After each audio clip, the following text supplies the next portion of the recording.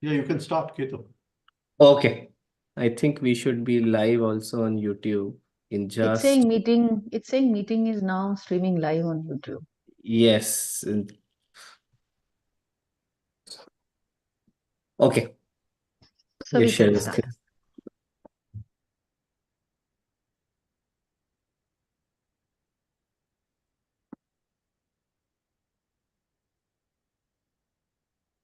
Good evening, everyone. We are on talk 34 of the Yogasutra series. And today we'll be covering Pad 1, Sutra 39. The sutra goes like Yatha Bhimat Dhyanatva Yatha Bhimat Dhyanadva. It can be translated as or by meditation as desired. Tavariaji translates this as peace can also be reached through concentration upon that which is dearest to the heart. There are four words yatha, which means as in the manner described, abhimat, which means desired, wished, or favorite, dhyanat, which means meditation, and va, which means or. Thank you. Uh, Now, before we enter into the sutra, I just want to say that you see, most of the commentaries on this sutra are that to meditate upon something which we desire or meditate upon something which we like. And I have not taken it in this way because I have always felt that on our journey, we reach a state where we are beyond likes and dislikes. So I was wondering whether the Rishi was pointing to something else, and I've taken it in a very different way. I hope because it would not fit in with the other commentaries. So now we are in the last sutra, uh, which is in the series from Sutra 32, Tat Pratished Ek Tattva Abhyas. That is, he has given different ways to overcome the antarayas or the intervals which happen in our inner journey, which come in our inner journey.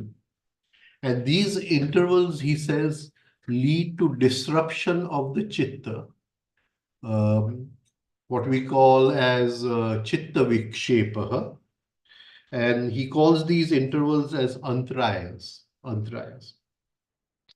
And this is the last sutra where he's certainly opening the house for all. If we take the normal, what do you call, commentaries and the normal translations, he's opening up the house for all. He's saying you can meditate on whatever you like. And that will also, what do you call, bring to a state of where there is no chitta vikshepa, or it is also a part of ek tattva abhyasa. Now, just some background before I enter into how I have taken this sutra. Uh, Life is full of what you call ups and downs, and we have challenges, we have misfortunes. Different times we are shocked by different news or different events happening. Many times people say things to us, we feel hurt, we feel depressed, we feel down. Now, there are two parts to all this that is happening in life. So these are the facts of life, and there are two parts to them. That is, every fact which we face in life has two consequences. One is outer and one is inner. Now, let us take an example. That supposing I lose money in my business. Now, this is an outer event, an outer event. It is a challenge or it is a consequence in the drama of life. We all are playing our role in the drama of life. And it is a part of that drama that somebody loses, somebody wins.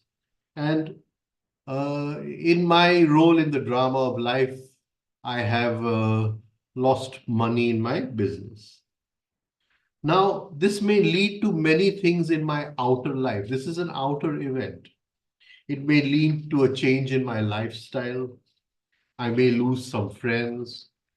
It could create relationships which were stormy, including those of close family, etc., etc. But the Rishi here, Patanjali, is not concerned with what is happening in our outer life.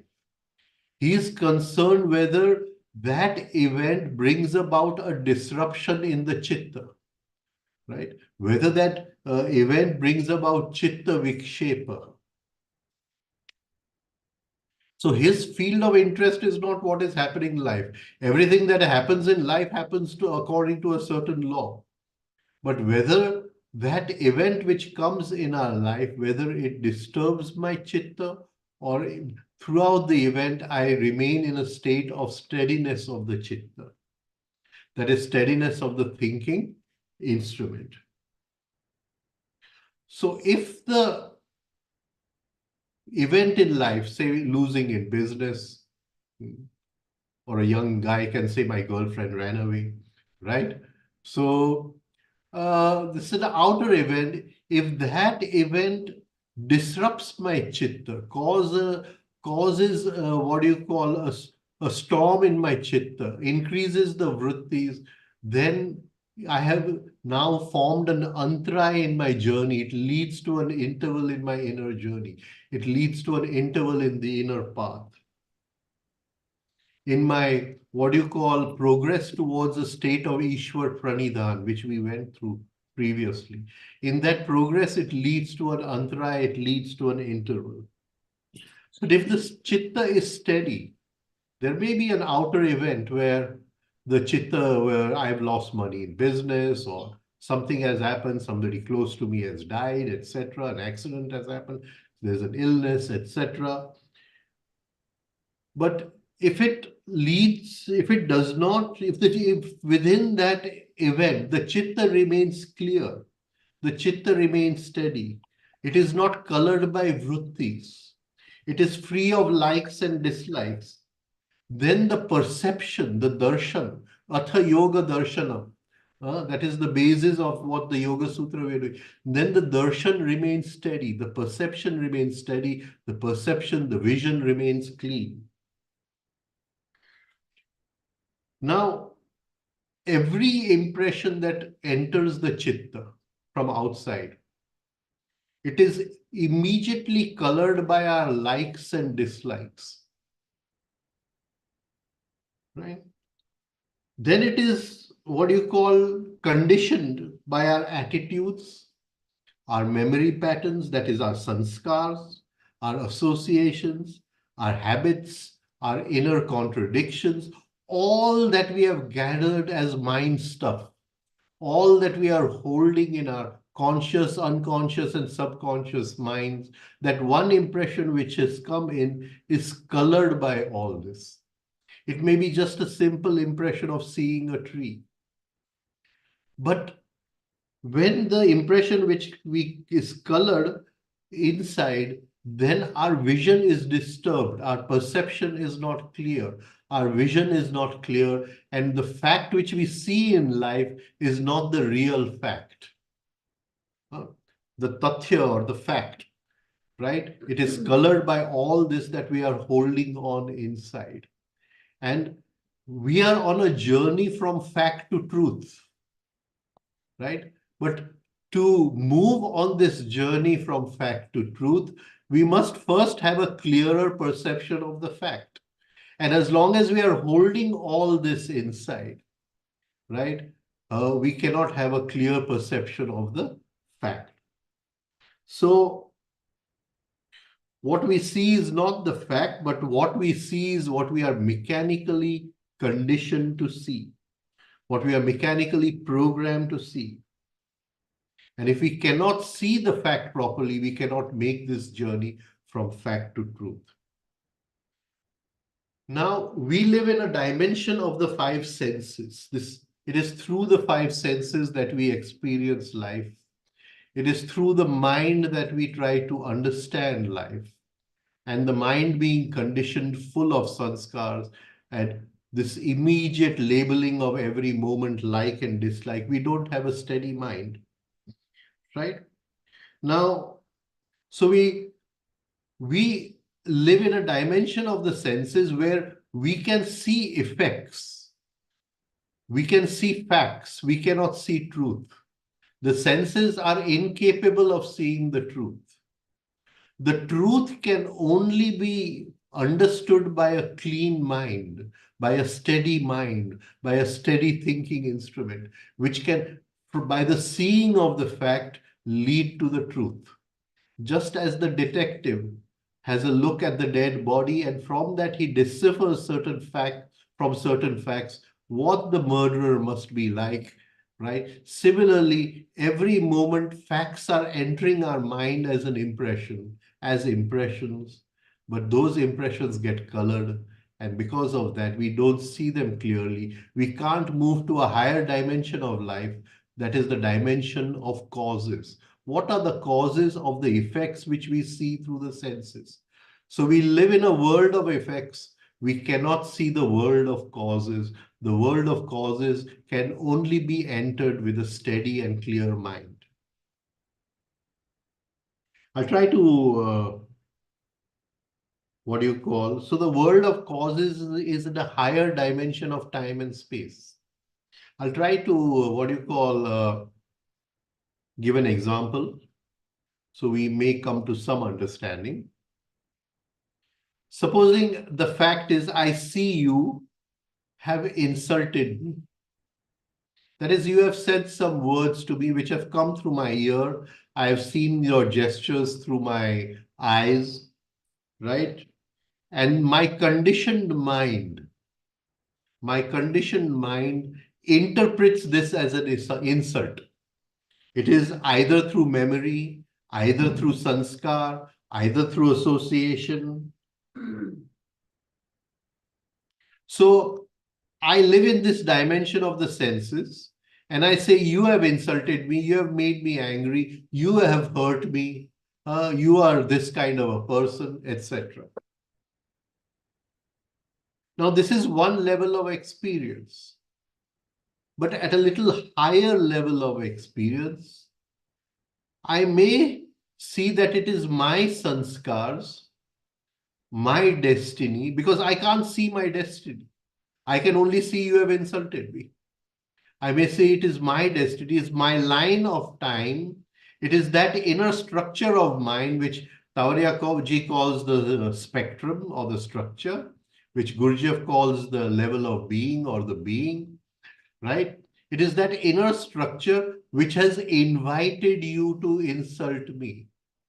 Now, in both the planes, the reaction is different. In this plane, right, you insult me, I interpret it as an insult, I react and get angry upon you. You are the cause, I am the effect. But if I'm able to go to the higher plane, then the effect produces the cause. And Tavaria Sahib calls this as the effect producing cause. So at a higher plane, I see you have not insulted me. It is my sanskars which have asked you to insult me. In some way, I have invited this situation in my life. And if I can understand this basic truth that nothing in my life can come to me without my invitation. I cannot change outside people. I cannot change outside circumstances. I cannot change outside situations. Unless I change within, nothing outside can change. It is at this little higher level that I understand this truth. So I have moved from the dimension of effects or the dimension of facts to the dimension of truth, to the dimension of causes.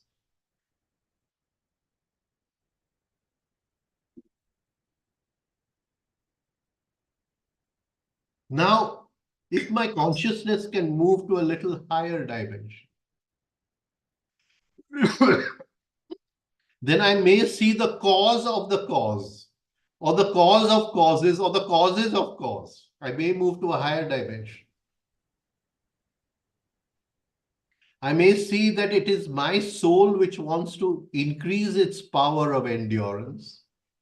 It is my soul which wants to increase its power of dharana shakti to move into the state of dharana. I may see that it is my soul which sees this as a weakness and wants to rise above it, use it as a stepping stone to rise above it.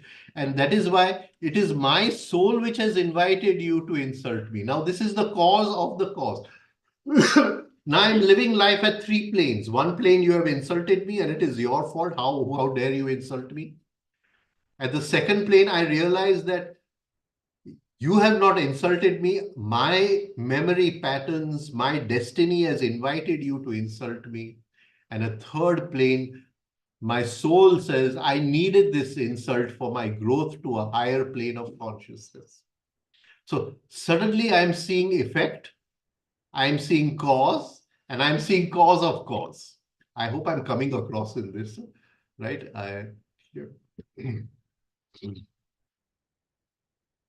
Now, one of the characteristics of living at the lowest level, the plane of the senses, is that we always find fault with somebody else when it is never anybody else's fault. It can never be anybody else's fault. So as long as we live in this dimension of the senses that he is at fault, he is doing this to me, or we blame other people, we can never rise in consciousness. We can never move to a higher dimension of causes. We live in the world of effects. We die in the world of effects. Now, to explain this a little deeper in a different way, which I would not usually like to mix up Shastras, but I'm going to take a slok from the Srimad Bhagavad Gita. I hope you don't mind. It is from chapter 1, slok 26. And it goes this way. Tatra pashya stitan partha Pitrunath pitamaha Acharyan matulan bhratrun Putran pautran sakhyus tata. I won't continue the sloka. There is another line, but I won't take that. There Arjun, so Sanjay says that Krishna told Arjun, see, this is the army of the Kauravas. And there Arjun, in seeing Pashya, to see, he saw both the armies. He saw his fathers. He saw his grandfathers. He saw his teachers, Acharya. He saw his Matulan, maternal uncles. He saw his brothers, the cousins. He saw his sons, who were the sons of the cousins. He saw his nephews. He saw his grandnephews, his friends, fathers-in-law, well-wishers, etc.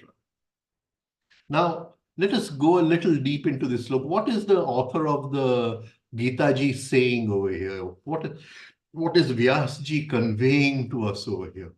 Of course, this is at the level of the senses. I see my grandfather, I see my fathers and uncles and this and that. So the level of the senses. Now, the first he says that he sees the sons. That is Duryodhan. Duryodhan is the son, right? He is the effect.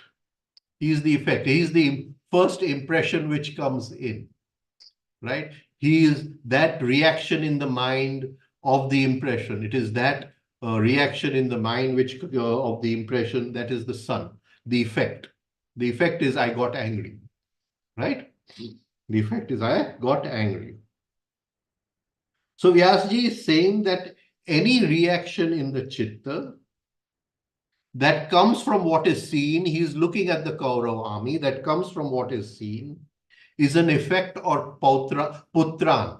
So he says, this is an effect, putran, the son. every effect has a cause in a little higher dimension. So he says, Pitru. Pitru is father. So he says, Arjuna is seeing the sons, he is seeing the father, he is seeing the effect, he is seeing the cause. He's seeing Pitamaha, he's seeing the cause of cause, the grandfather. He's seeing the effect, he's seeing the cause, and he's seeing the cause of cause, or the grandfather. The father being the cause of the son, and the grandfather being the cause of the father. So every effect in life has a cause, Pitru, and every cause in life has a cause of cause, Pitamaha, right? And every effect gives rise to another effect, becomes a cause for another effect, which is the great war, and he sees the grandsons. I hope I'm coming across in this, right? So Vyasji is saying, Arjuna is seeing 4 generations: grandfather, father, son, grandson. Son is the effect, that is the anger in the mind. Grandfather, the father, the destiny, right? That I invited this. And grandfather, the cause of the cause, right? The soul needed it for its growth. Now, we see this on a vertical plane. We see this on a vertical plane: grandfather, father, son, grandson. Now, let us see this on a, what do you call, horizontal plane. Because when Gurdjieff talks about many eyes, he's going to say different eyes come to the help of different eyes, right? He's going to say this, right?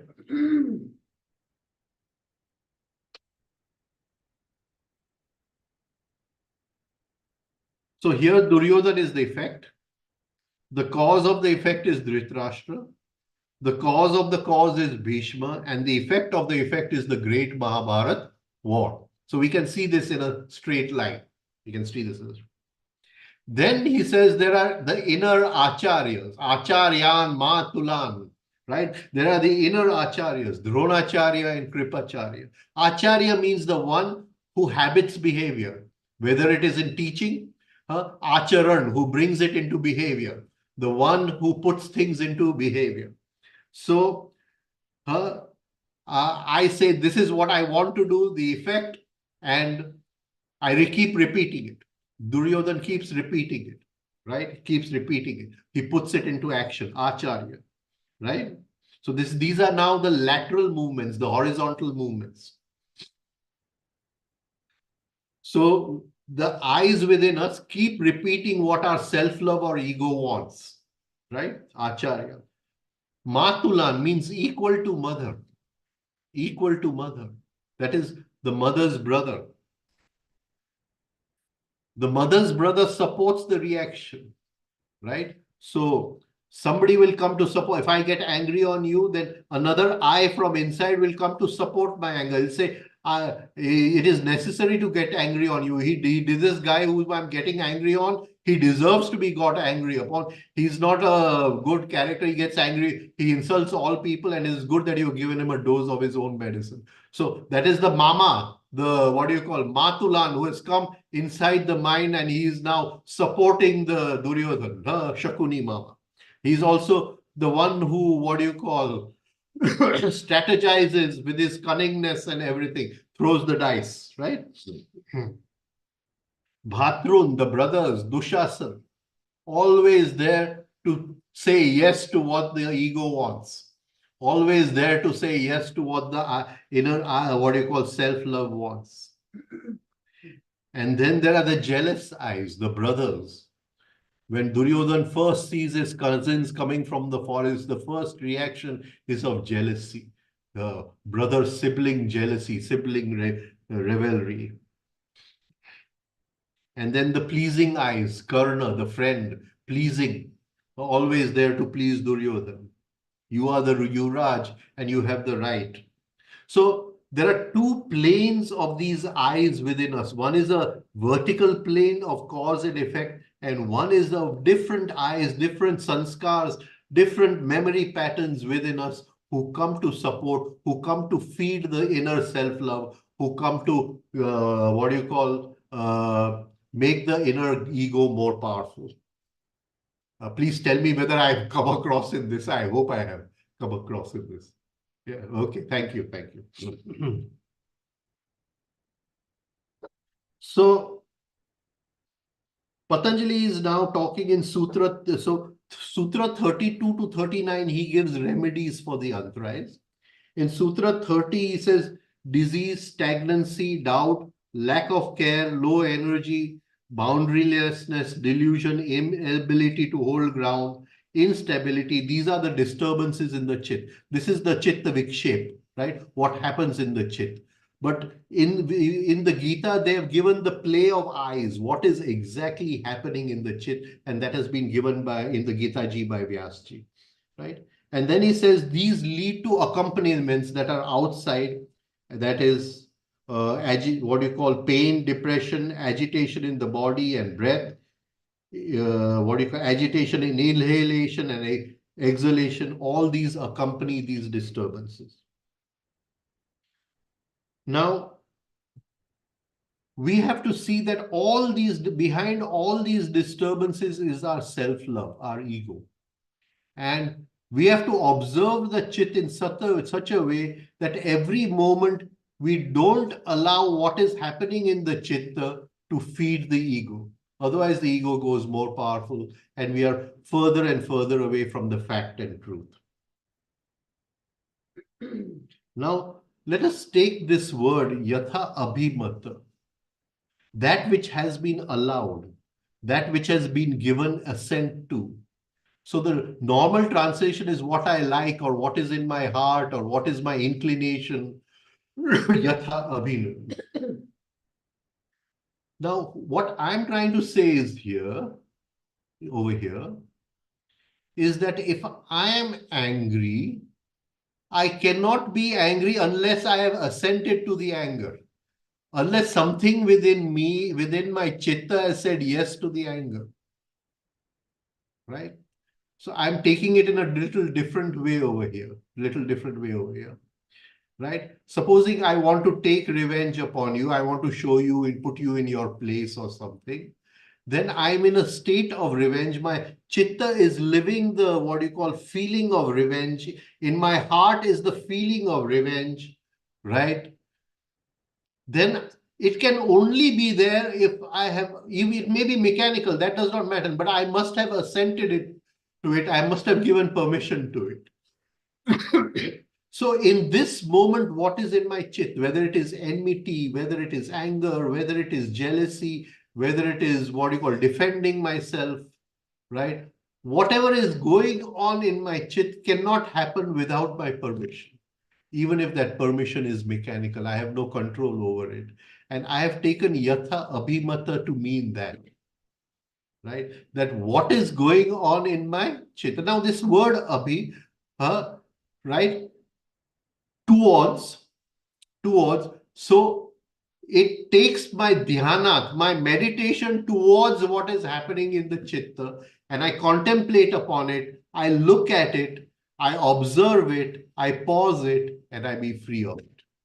That is how I've taken this sutra in a little different way, right? So the normal translation which everyone has done is that meditate on anything you like. But then I was wondering where likes and dislikes would go in this. So if there is anything happening in my chitta at this moment, right, it cannot happen without my liking it, without my saying yes to it. And if I have said yes to it, I like it. I enjoy taking revenge upon you, right? It is like eating a sweet meat for me. So I like it. That is why it is there in my chitta. And if it is there in my chitta, now abhi, I take the word abhi towards I take my meditation, dhyanat va. That is dhyanat to that. Va means or. That is 32 to 39, or by meditating upon anything you like. So or is just at the beginning of the sutra, right? So we can reach that state of ek tattva abhyas by meditating on anything you like. But like I said, I've taken it in this way, right?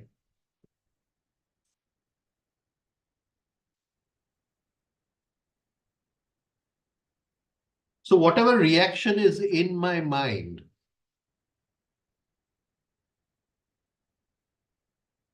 at this moment can only be there if I've allowed it, yes to it. Mata. Now, we'll go into the words a little later. That is, if I've given permission to it. Supposing I'm feeling enmity towards you, then I have allowed the emotion of hate to come in my mind. I have allowed that emotion of hate to fill my being. Now I direct my meditation upon that. By meditating on this object of what I have allowed in the mind, the aspirant achieves stability of mind. I become free of it and I achieve stability of mind. There is a process of self-observation, right? Now, this can take different techniques at different moments. And I'll try to give a few examples. So at different moments, I can develop different techniques to do this. And those techniques may just awaken out of intuition in that very moment of observation of what I have allowed in my mind, right? Observation of what has come in my mind. So supposing we take one technique. That is, I don't ascribe everything to I. I is me. So I'm trying to free myself from the I, right? So in this moment, I'm interacting with life. Can take any situation. I've just taken one situation. Supposing you come to my home.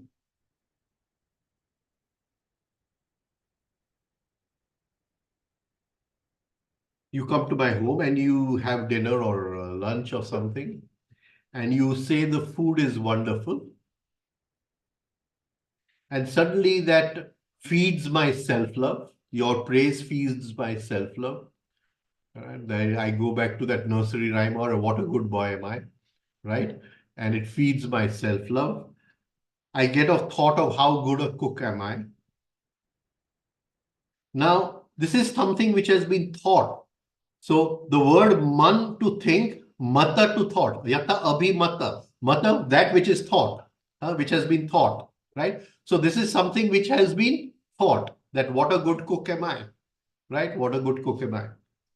Now, if I get identified with this, if I go to sleep with this, if I form a vritti out of this, right? Then I may form a chain of thought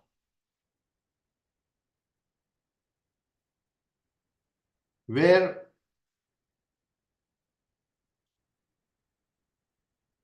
it supports my self-love, it supports my ego. It may want to get more praise out of you.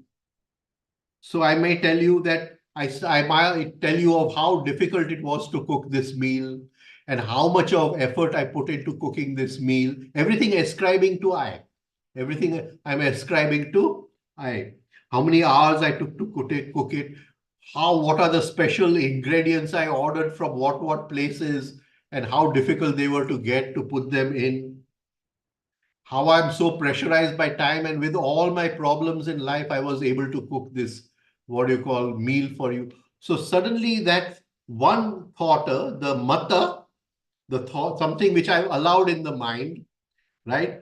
My self-love, my praise that I cook this, that gives rise to a train of thought where I ascribe everything to I. I want more, what you call, feedback from you towards my I, right? Now, at this moment, if I abhi, that is towards, I direct my dhyan, that is towards this. Instead of getting identified it, I meditate upon it. If I pause over there, and instead of allowing a train of thought, what a good cook am I and how much trouble I have gone through, instead of allowing that train of thought, I pause that chain of thought, and what I have already assented to, what has come into my mind with my assent, that what a good cook am I look at it and I observe it, I pay meditation upon it. And I realize that how it is feeding my ego. I realize that my aim is to be free of the ego. How, if the ego is not fed Again, tomorrow it is going to create more chitta vikshep, more disruptions in the ego, and how to starve the ego and what you call dissolve the ego in that moment. And in that moment, I'm free of chitta vikshep. There is steadiness of the thinking instrument. There is ek tattva abhyas, which came in Sutra 32.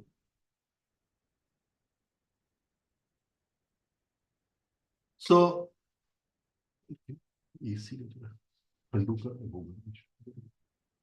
turbo दबाओ, green switch दबाओ.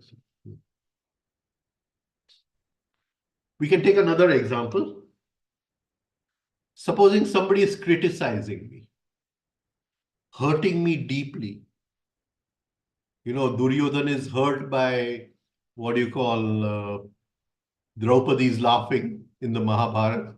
And the immediate cause of the war was that Draupadi is laughing. The immediate cause of the game of dice and what do you call the Pandavas going into the forest, right? So now I am hurt with this laughing, this criticism of me. And Mr. Shakuni comes in and he starts cunningly strategizing how I can take revenge upon you, right? Because you have insulted me. I want to give it back to you. I want to give it back to you. Now, this giving back, this state of revenge, please realize that when I'm in a state of revenge, I'm at the lowest level of my being. I can't go lower than this. How low can I go? When I'm in a state where I want to take revenge upon you, I'm nearly at the lowest ladder of my being. I cannot go lower than this, right? So I'm in this negative, I'm living this negative state of revenge. The thought process is going there. I have allowed this state. I have given preference to this state.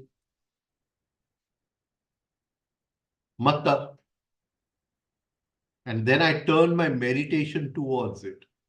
Who is feeling hurt? Is the soul feeling hurt or is the ego feeling hurt?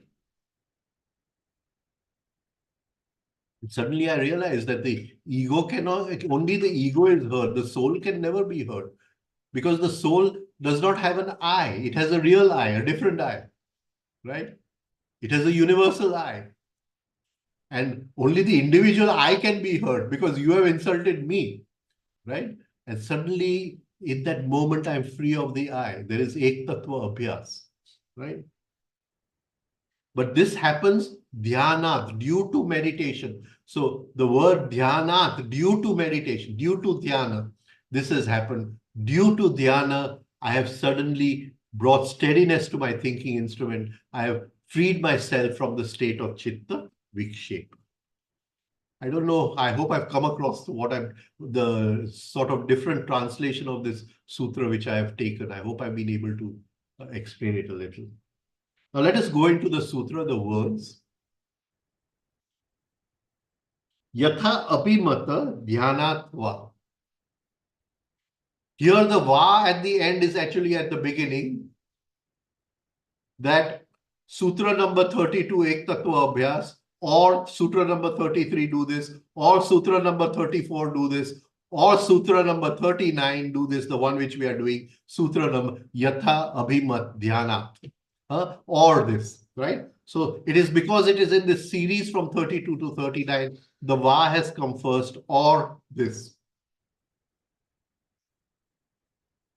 Yatha, je pramane, in this way. Je pramane, in this way. Dhyan at, due to, because of meditation, according to one's desire, as desired. This comes from the root dhyay, to think, to contemplate, to what is in the mind, what I have allowed in the mind to contemplate, dhyay, to meditate upon, to ponder upon, to reflect upon. The root of meditation, dhyay. Now, in the word dhyay becomes dhya, and an is added, so dhyana, and because it becomes, from that it becomes dhyanat. Dhyanat means from dhyana, from there, due to meditation, due to this, I am able to do ek tattva abhyas, I am able to not allow the chitta to go into chitta vikshepa. Now, the full meaning of the word abhimata, yatha abhimata, is as desired, as wished, as agreed, as assented to, as liked, right? Now, so that which is in my mind, I have taken it in this way, that which is in my mind at this moment cannot be there without my assent. It has been assented to. So if I'm in this state of revenge, I have assented to that state of revenge. And it is in my, some people, it is in their heart of their life to take revenge upon somebody. They spend their whole lives taking revenge upon somebody, right? We have the famous story of Buddha's cousin who wanted to take revenge upon him, and he spent his whole life taking revenge upon Buddha. Now we'll take the two words apart, abhi and mata. The whole meaning is abhimata is that which is desired, that which is assented to. Now we take mata is different and abhi is different. So mata is prefixed by abhi. So it becomes a past participle. That mata, man to think, mata, that which is thought, already thought. So it is more like an adjective. It is not a noun like thought, but that which has been thought, right? So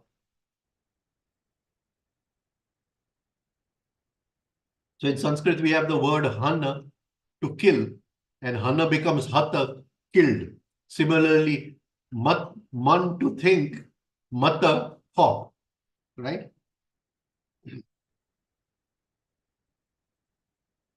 So the idea which is already thought, which is there in the mind, assented to, allowed.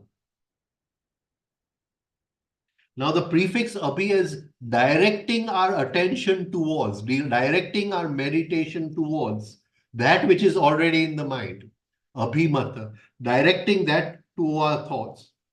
So mata, that which is allowed, assented to, and abhi, to give direction to our dhyana, and through that dhyana to be free of it. By giving that direction to that dhyana, our meditation to that which is in the mind. So in this way, we are able to observe the workings of the mind like we saw in the sloka. And there are so many factors to the observing the workings of the mind, the what do you call the vertical factors of grandfather, father, son, and the son of son, grandson, and the horizontal factors of the teachers and the what do you call. Now, here we have to understand that some characters are on a vertical level and also on a horizontal level. So we have Bhishma, who is a vertical level, is the cause of all causes. Everything in the end is the cause is Bhishma, because if he had not taken the pratigya, nothing would have happened. Right? So he's the cause of cause. Right? But at a horizontal level, he's a well-wisher, Surat. I've not taken that part of the slope. At a horizontal level, he is also a well-wisher, where he tries to tell Duryodhan not to go for the war. So we have, at a horizontal level, he is a work eye, but at the vertical level, he is the cause of the cause.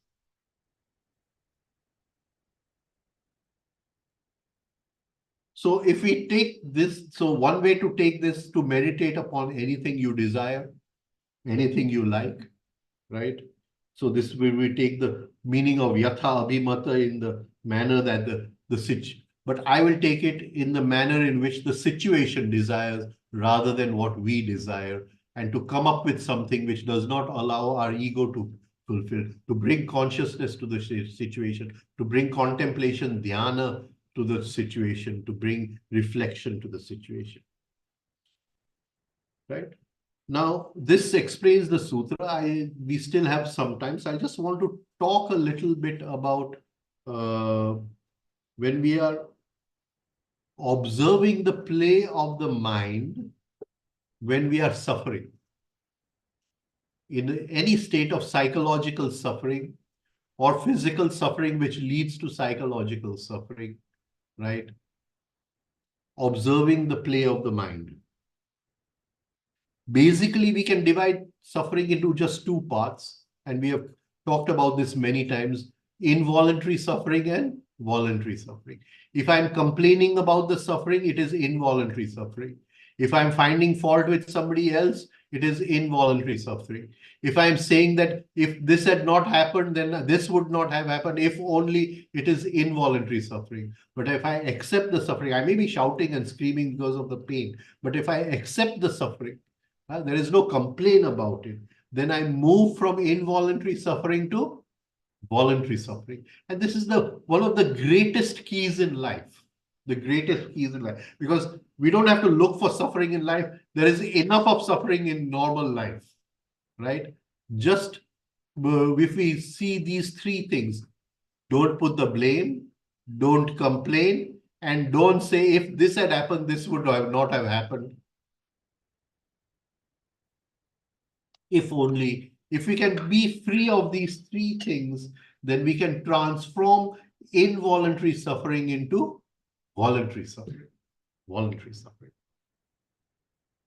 So our first step in life is to move from involuntary suffering to voluntary suffering.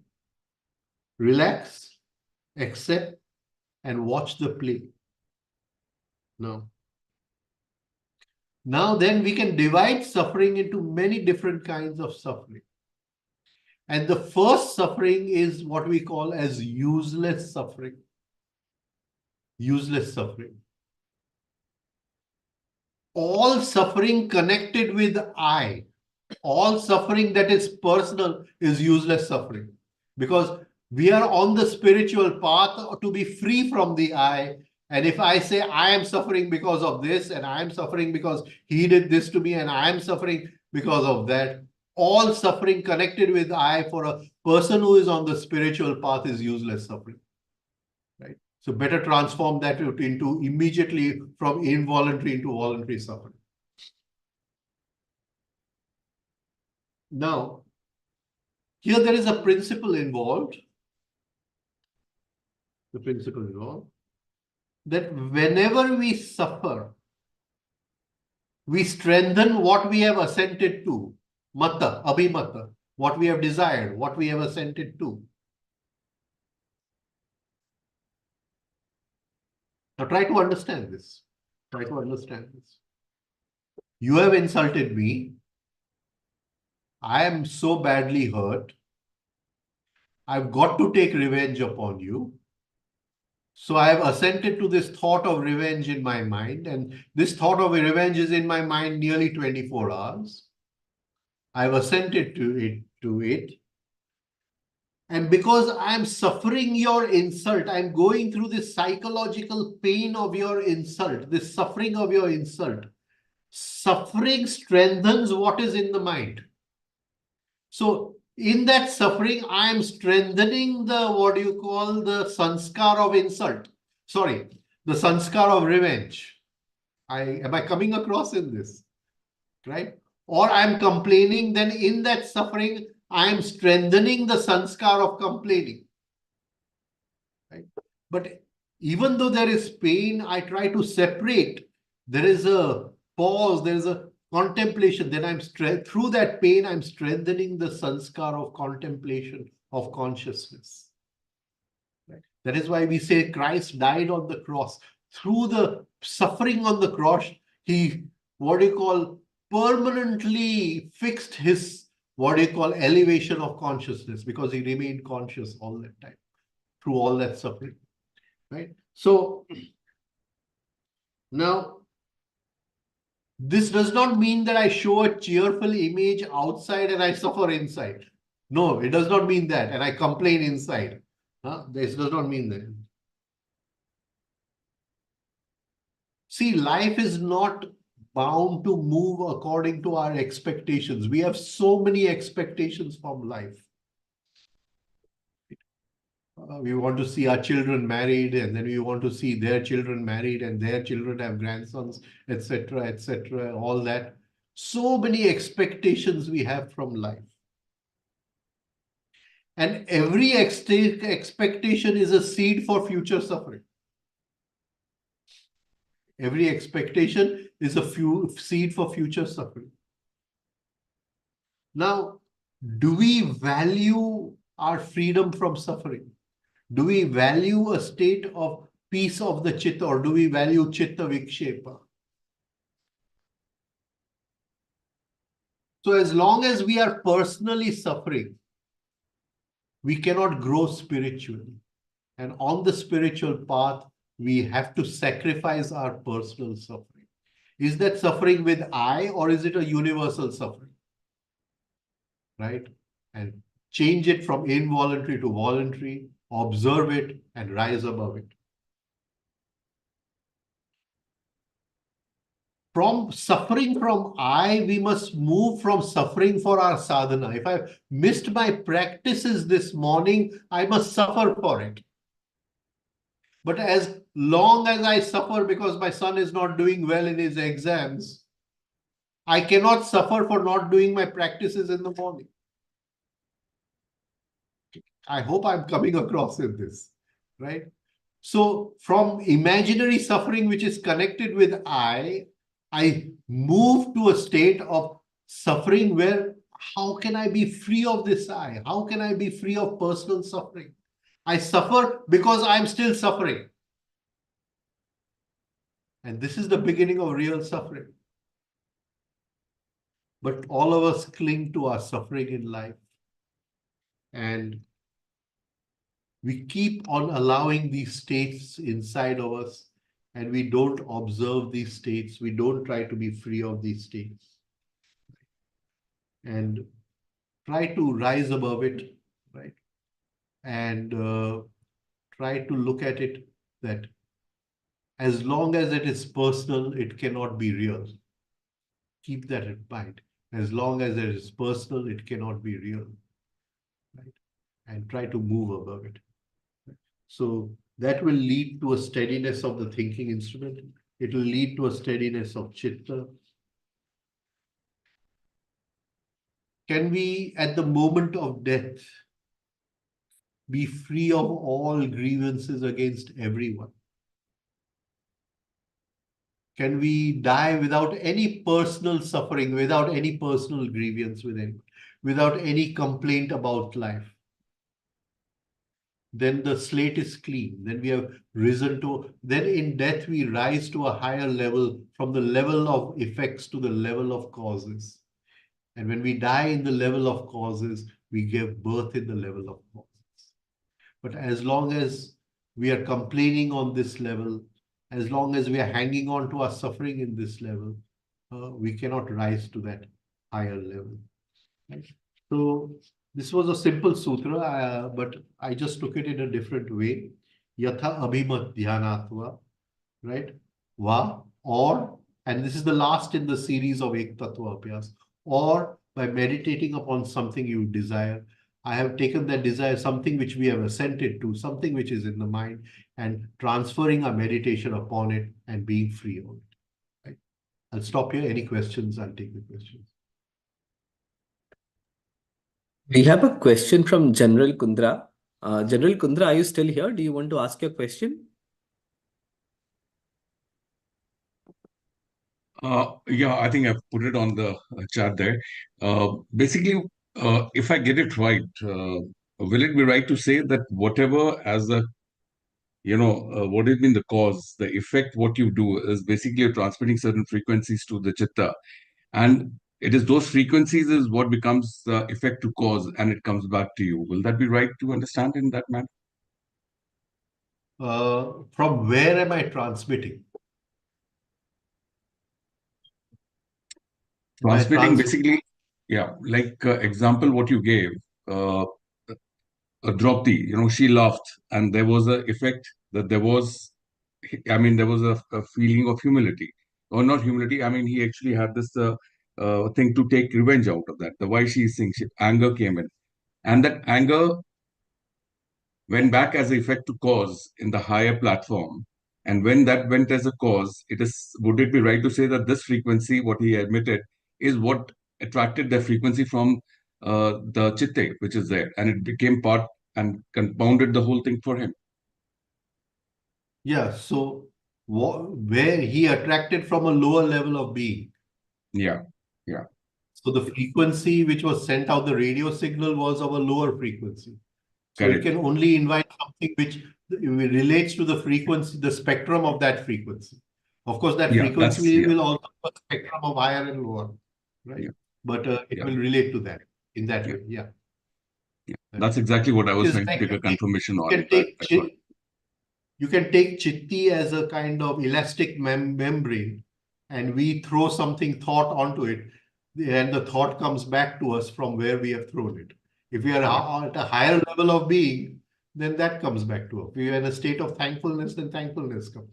Yeah. But you get it. But when I'm in a state of revenge, then some spectrum of revenge is going to come to meet me. Yeah. It cannot bring happiness. Thank you. Yeah. Thank you. I think you just. Even though by taking revenge, I may feel happy for some time, right? But it really cannot bring real happiness. How do we change this lower frequency? Hmm? How do we change the lower frequency? By not complaining. Any other question, anyone? Any questions from people on the Zoom? They can just raise their hands or unmute yourself and ask the question. What do you call?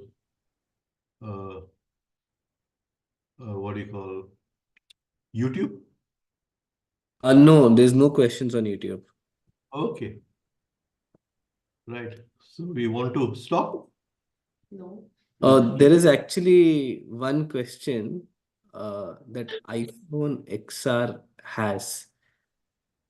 Do you want to ask the question? The person who's just left it on chat? I can't see it. Okay, let me ask the question. What does Tavariaji mean by translation of this sutra, dearest of the heart?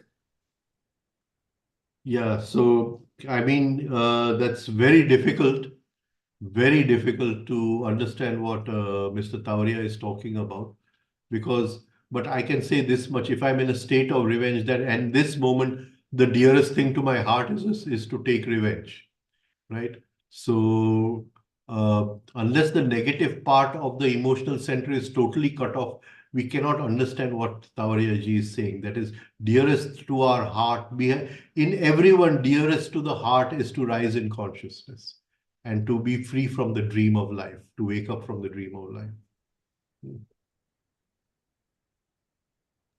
So there again, you just direct your meditation towards that. Right. Manoj, do you have a question? You are discussing about useless suffering. Are there any other types of suffering? Other types of right. So basically, we divided it into two. All suffering can be involuntary or voluntary. Then there's useful suffering. All suffering which dissolves the ego becomes useful suffering. Right? All suffering which increases the sanskars, increases the patterns in the ego is useless suffering. Okay. Right? Then there is intentional suffering. That is, I want to do the exercises in the morning. So I want to get up early so I don't go for a movie at night. This is intentional suffering. I've taken an aim, and for that aim, I'm sacrificing. That is intentional suffering. Okay. Thank you. And then I try to remain in the present moment. So there may be a sweet daydreaming which is trying to pull me out of the present moment, or there may be a train of thought which is trying to pull me out of and I again come back and try to hold my presence in the present moment. That is conscious suffering. The suffering which helps me to stay in the present moment. there is conscious suffering, right? So we can have Thank you. basically suffering of two types, intentional suffering or voluntary suffering and involuntary suffering. That contains all suffering in that. Then there is intentional suffering for a certain aim, right? If I want to earn a lot of money, that could also be intentional suffering. Then I will direct all my energies towards that. I may sacrifice family life. I may sacrifice so many things. There is also a form of intentional suffering, right? And then there is what you call conscious suffering, the suffering to remain in the present moment, right? Which I discard everything which tries to take me out of the present moment, right? Okay. What's your name? Manoj. Manoj Garg. Manoj Garg. Okay. Okay. Shall we stop here? Himamin? Ji, sir. Sir, I have a question. Yeah, please. When it comes to personal suffering, you make yourself understand what is it, and you try to, subside it with talking, and then Yeah. it subside for a moment, and again it comes back. Again you say, okay, again it comes back. So it keeps on coming back. I mean, I'm talking about a day. Suppose something happens, and the incident or the thought behind the chain of thoughts, you subside it. Again after 1 hour, again they will erupt. Again you go to that chain of thoughts, why this is happening in my life, why this. Again with your talking or some understanding, you make it calmer. It's okay, it's okay. And then again it flares up. I mean, it's during the day, not a long process. So what should we do in these circumstances? First of all is that don't try to, what do you call, suppress it, Okay. right? The first thing you try to do, bring it to the level of sensitivity. Hmm. The five senses are always in the present moment. To try to sense it right down to your senses, Hmm. right? And as you're sensing it, you're feeling the pain, you're moving through the pain, right? Ask yourself the question, who is sensing? Okay. Right? The answer will come. The answer will not come in a answer, but the answer will come as a revelation, an awakening. Hmm. Something will separate, and someone will be looking at the suffering. Right? But first, bring it to the present moment. Don't put it on the shelf for future, this thing. So in the present moment, feel the pain in your senses, right down to your senses, like as if it is physical pain. You can also relate it to the body in whichever way, heartburn or whatever, right? Yeah. Muscular tension, and you can tense and relax the muscles to help you at that moment. But bring it right down to the physical level. And as you're sensing the pain, as you're sensing the suffering, right, ask yourself the question, who is sensing this suffering? What is this energy of sensitivity? And is there a sensitivity of who is sensing the suffering? And something will work over there. Okay. Thank you, sir. Acceptance is the door, not Oh, suppress. yes, acceptance. Acceptance is the door. Right. Shall Thank you? you, sir. You can say the closing slok if you like. Okay, sir.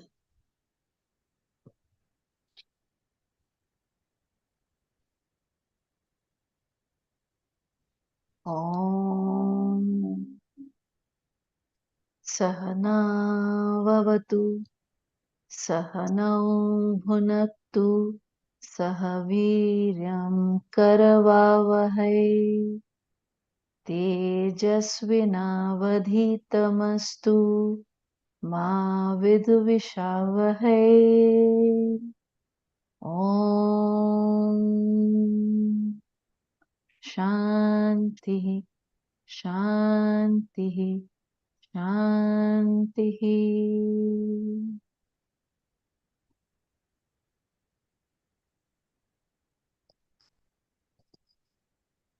See, just now you said the slok, and you Ji, feel sir. the vibrations of Om and the slok moving through your body, moving through your senses in the present moment.